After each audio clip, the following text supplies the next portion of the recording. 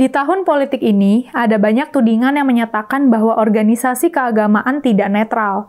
Dua organisasi keagamaan terbesar di Indonesia, NU dan Muhammadiyah, menjadi sasaran utama. Namun, berkali-kali NU dan Muhammadiyah telah memberikan pernyataan tegas, keduanya netral. Kalaupun ada anggota dua ormas tersebut yang mendukung paslon tertentu, itu adalah dukungan personal. Ketua Umum Pengurus Besar Nahdlatul Ulama Kiai Haji Yahya Khalil Stakuf atau Gus Yahya menegaskan, PBNU netral di Pilpres 2024. PBNU sudah sejak awal menyatakan tidak terlibat dalam aksi dukung-mendukung Capres. Sebagai organisasi, NU tidak terlibat dalam aksi dukung-mendukung itu. Gus Yahya tidak memungkiri jika ada sejumlah pengurus PBNU maupun aktivis NU yang terlibat hingga menjadi tim sukses kampanye resmi peserta pemilu 2024. Terkait hal tersebut, Gus Yahya memastikan PBNU telah memberlakukan kewajiban cuti dari kepengurusan politis tersebut. Gus Yahya juga membantah soal adanya anggapan yang menyebutkan PBNU mengarahkan jajarannya untuk memenangkan pasangan calon nomor urut 2, Prabowo Gibran. Politik yang dijalankan NU adalah politik tingkat tinggi, bukan politik tingkat rendah. Politik kekuasaan tingkat rendah adalah porsi partai politik dan warga negara, termasuk warga NU secara perseorangan. Sedangkan NU sebagai lembaga harus steril dari politik semacam itu. Kepedulian NU terhadap politik diwujudkan dalam peran politik tingkat tinggi, yakni politik kebangsaan, kerakyatan, dan etika berpolitik. Muhammadiyah juga melakukan tindakan serupa, yaitu tidak memihak kepada calon presiden dan partai politik tertentu. Ketua PP Muhammadiyah, Agung Danarto, dengan tegas menyampaikan bahwa Muhammadiyah sebagai organisasi dakwah yang memperjuangkan nilai-nilai, memiliki kriteria tersendiri untuk seorang pemimpin sesuai dengan hasil Munas Tarjih pada tahun 2023.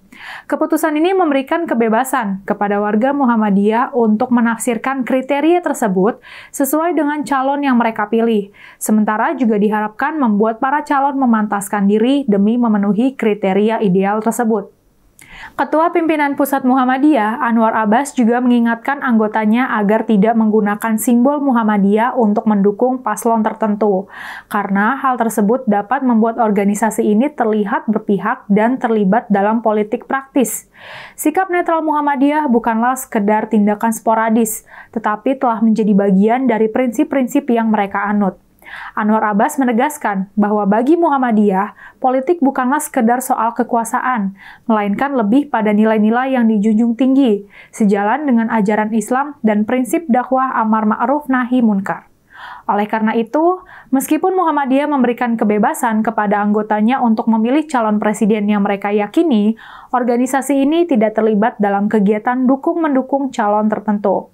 Isu tentang ketidaknetralan organisasi keagamaan dalam Pilpres 2024 itu muncul ketika Nadir Syahhosen atau Gus Nadir mengungkapkan bahwa struktural PBNU mendapat arahan untuk memberikan dukungan pada Capres-Cawapres nomor urut 2, Prabowo Subianto, Gibran Rakabuming Raka. Gus Nadir mengatakan arahan itu disampaikan langsung oleh Ketua PBNU Yahya Khalil Stakuf atau Gus Yahya dan Rais Am PBNU Kiai Haji Miftahul Akhyar di Hotel Bumi, Surabaya. Pengurus yang dikumpulkan mulai dari Rais Syuriah, Ketua Tangdiziyah, sampai Ketua Cabang dan Wilayah. Pernyataan itu disampaikan Gus Nadir dalam wawancara program Gaspol.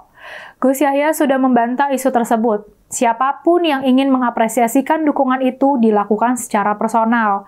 NU sebagai lembaga tidak pernah memberikan arahan untuk memberikan dukungan pada paslon tertentu. Isu ketidaknetralan ormas terbesar di Indonesia itu bisa bergulir menjadi polemik yang berbahaya.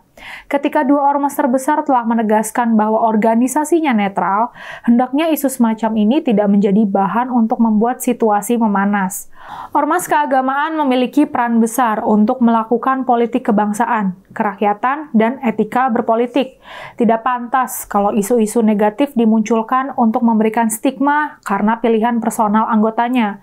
Semoga kita semua bisa berpikir dengan jernih dan tidak terburu-buru menghakimi tudingan-tudingan yang berkembang di media sosial.